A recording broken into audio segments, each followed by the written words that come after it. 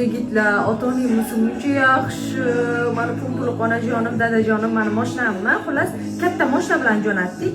Tushundingizlarmi? Mashina bilan jo'natdik. Hech kim haydab kelmaydi. Nu bilan keladi-ku. Nima deysizmi? O'rsa esimdan chiqdi, xullas. Mashina bilan jo'natdik. Va ichiga mana uyda ovqat pishirishimga pech, mikser, мясорубка shunaqa narsalar yo'q dedim. Choynagim ham yaqinda sindi desam. Qaranglar. Mikser yangi, choynak, мясорубка, katta pech. Bu meni dorilarim, sportni boshladim-ku.